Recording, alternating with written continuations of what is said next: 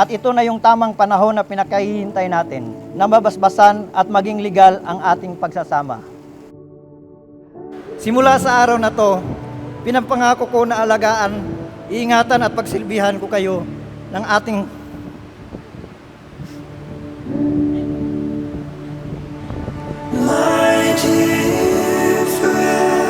16 years ago, the man I met with the man I am marrying now never ever changed. And now, this is the moment that we are waiting for. Finally, we're getting married. To the man who never failed to support and love me, mine, Philip Baltes, I love you. wow!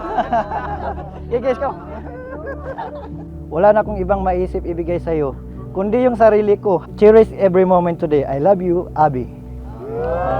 Congratulations. Thank you, Ma. I love you. Ako pag kami na mamaya maganda sa picture yan. Iyak. Mukhang halatang mahilig ako sa kape. Hello, mine. Coffee time. Every time you wake in the morning, first you will see is me. Thank you.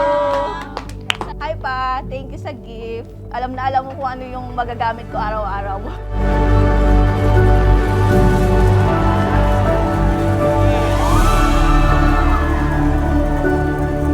Tunay nga na makalipas ang maraming taong magdadaan, huwag niyong kalilimutan na laging ipagpasalamat sa Diyos na sa araw na ito, sa lugar na ito, sa sandaling ito, na kayo'y pinag-isa ng Panginoon, pinagtibay ng Panginoon at pinagpapala ng Panginoon sa sakramento ng kasal.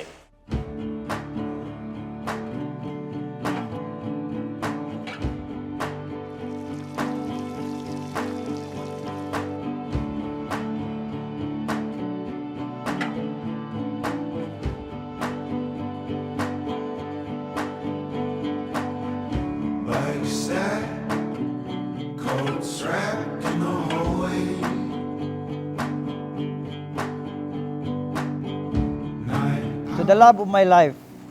Year 2008, I went to Manila for my cadetship program.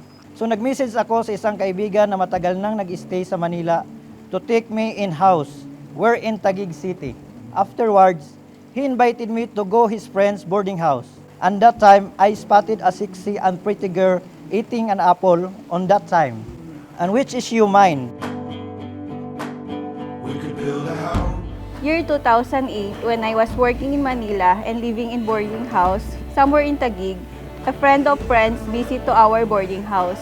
Then suddenly, a day after, someone texted me, it's him asking me to be a friend.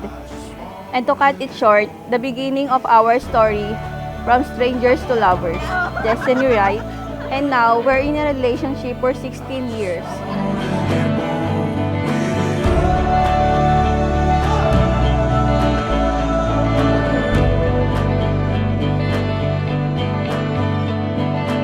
Sabi mo, if your love is genuine, you can court me in personal. Kaya, even though nasa work ako, nag-undertime ako during your day off to visit you and to express my feeling with you.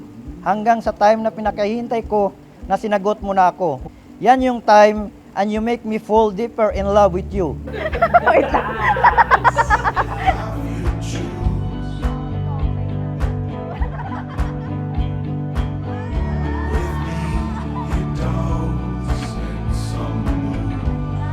I thought hindi na mag-work yung relationship natin dahil malayo tayo sa isa't isa. But still, you've waited for my return. From then, naisip ko na ikaw yung destiny ko na ibinigay ng Diyos para sa akin. After all these years, mas lalong tumibay ang ating relationship. Kaya sobrang thankful ako unang-una to our Almighty God kasi ikaw yung babaeng binigay para sa akin. Most of the time, we are in LDR, but still getting stronger thanks to God. Thank you for everything and thank you for choosing me. I'm so happy that today, finally, we're getting married.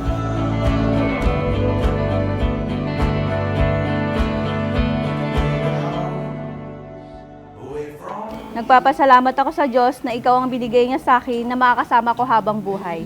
Mine, today, and for the rest of my life, I promise to love and cherish you. I promise to choose you always. Mamahalin kita kahit milya-milya ang layo mo sa akin. Let's just enjoy life together habang buhay. Mahal kita palagi.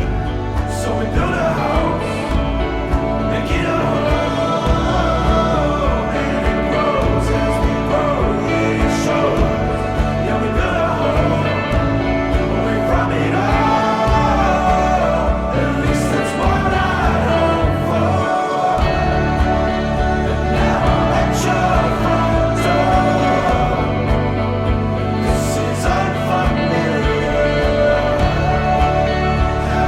ikaw lang ang babaeng iniingatan at mamahalin ko hanggang sa aking huling hininga.